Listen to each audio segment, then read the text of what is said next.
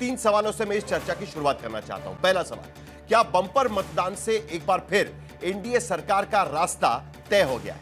दूसरा सवाल, क्या रिकॉर्ड तोड़ मतदान के पीछे बदलाव के लिए मिल रहा जनादेश है? क्योंकि दोनों तरफ से बात की जा रही है। प्रधानमंत्री कह रहे हैं कि सरकार के सुशासन की वजह से यह रिकॉर्ड तोड़ मतदान हुआ है, दूसरी तरफ जनादेश दिया जा रहा है सरकार बदलने के लिए, यह भी दावा किया जा रहा है। तीसरा अहम सवाल, क्या महिलाओं को मिले 10,000 नकद और नौजवानों को 2 करोड़ सरकारी नौकरी के वादे की वजह से यह बंपर वोटिंग यहां पर होती हुई नजर आ रही है?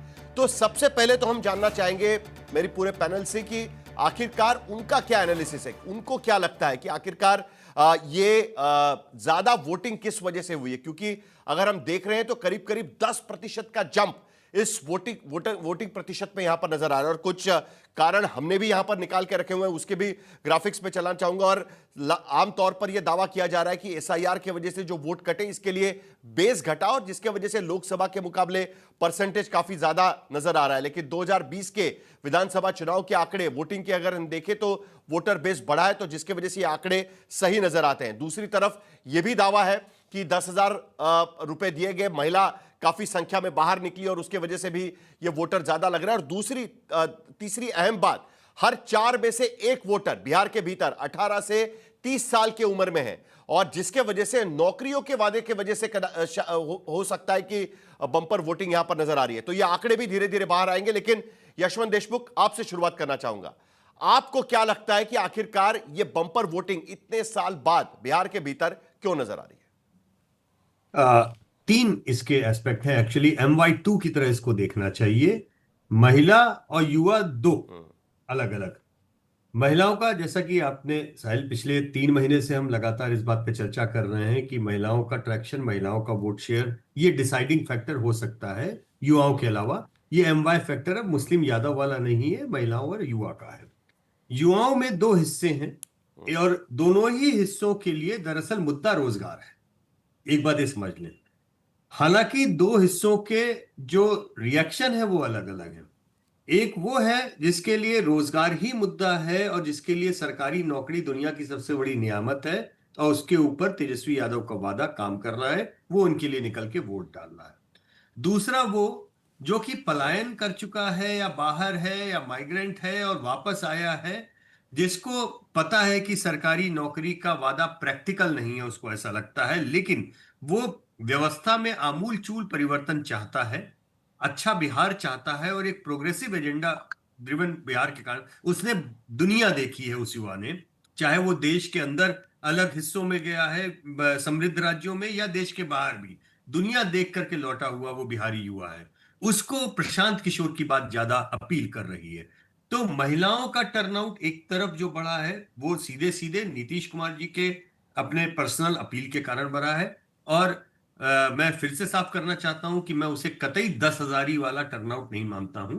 10,000 कोई एक बार की ऐसी जारी की गई ट्रांजैक्शनल स्कीम नहीं है।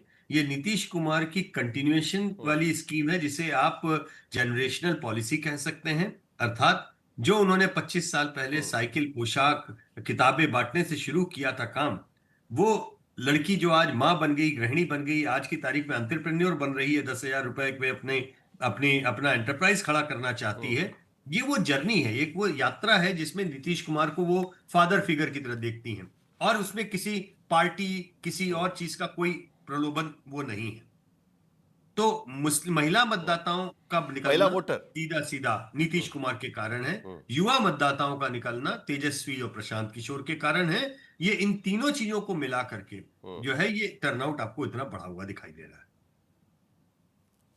इंटरेस्टिंग बात है, क्योंकि इस बार नए MY समीकरण की बात की जा रही है। हालांकि महिला वोटर्स की चर्चा 2015 से लगातार होती आ रही है बिहार के नतीजों के बाद में, और देश के स्तर पर भी अगर देखें तो लोकसभा चुनाव में भी महिला वोटर्स की चर्चा काफी हुई है। लेकिन पिछली बार CSDS का सर्वे कहता है कि महागठबंधन को पड़े महिला वोट और NDA को पड़े महिला वोट, उसमें केवल 1% का फर्क था।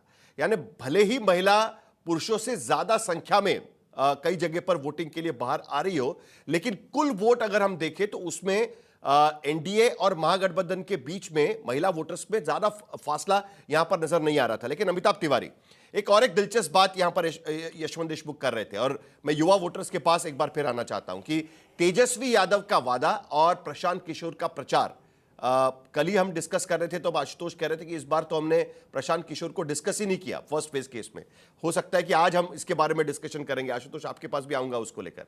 लेकिन अमिताभ तिवारी, ये जो युवा वोटर है, आमतौर पर यह कैंपेन किया जाता है कि ये 2 करोड़ नौकरियां कितनी प्रैक्टिकल होगी, लेकिन जिसको वादा किया गया है, जिसको उम्मीद है, वो उसकी प्रैक्टिकलिटी नहीं देखता है। वो इस उम्मीद पर भी वोट कर देता है कई बार कि कम से कम नौकरी तो मिलेगी। हमने देखा है कई बार जब महाराष्ट्र में भी लाड़की बहन योजना की घोषणा की गई थी, तब सवाल उठाए गए थे कि कैसे पैसे देंगे, लेकिन महिलाओं को इससे कोई लेना देना नहीं था, पैसे मिल रहे हैं वो ज्यादा इंपॉर्टेंट था। तो आज की स्थिति में ये युवा वोटर, क्या इसके वजह से वोटिंग बढ़ी है, ये हम कह सकते हैं, खास करके युवा वोटर, क्योंकि आंकड़ा संख्या बड़ी है, 4 में से 1 वोटर युवा है।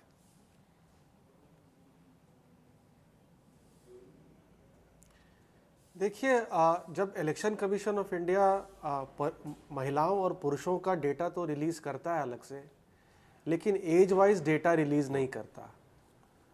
तो ये कहना, जैसे हम महिलाओं के बारे में कहते हैं कि महिलाओं का टर्नआउट पुरुषों से ज़्यादा रहता है बिहार में, पिछले 3 चुनावों में रहा है 3 से 5% की संख्या में। युवाओं के बारे में कोई डेटा इलेक्शन कमीशन तो रिलीज नहीं करता। हाँ, लेकिन अगर टर्नआउट बढ़ा है और ये माने कि भाई हर वर्ग ने या हर एज ग्रुप ने एक जैसा ही वोट किया है, तब भी टर्नआउट तो बढ़ा ही है। 7 से 8% जो आप कह रहे हैं, टर्नआउट बढ़ा है।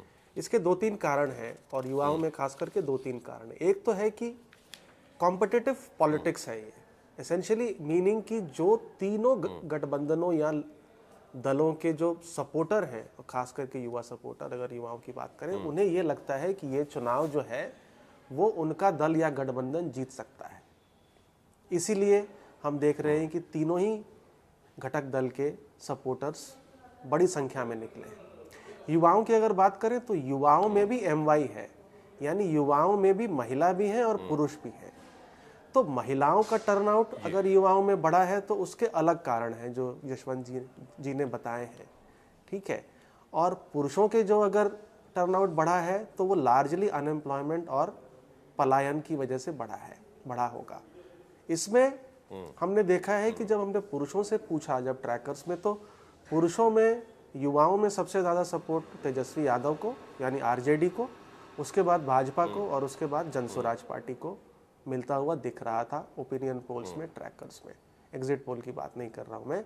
लेकिन जैसे ही हम युवा महिलाओं से बात कर रहे थे, उसमें लीड जो है एसेंशियली उस वक्त BJP या NDA को दिख रही थी, अच्छी लीड दिख रही थी, फिर महागठबंधन, और उसमें यानी युवा महिलाओं में जनसुराज का सपोर्ट कम दिख रहा था। हो सकता है प्रोहिबिशन की वजह से वहाँ पर सपोर्ट कम दिखे। तो तीनों ही जो घटक दल हैं उसके सपोर्टर्स बड़ी संख्या में निकले हैं। क्योंकि इलेक्शन कमीशन ये डेटा रिलीज़ नहीं करता है, तो हम लोग ज़रूर इसका आकलन अलग अलग कर सकते हैं। अगर युवाओं में बढ़ चढ़कर के सरकारी नौकरी का जो वादा है वो चला है, तो वो सिर्फ टर्नआउट में नहीं, वो रिजल्ट्स में दिखेगा। देखिए, टर्नआउट का इम्पैक्ट तो रिजल्ट्स में दिखना चाहिए, हम जो भी आकलन कर रहे हैं, करेक्ट, और वो तो हमको 14 तारीख को ही पता चलेगा।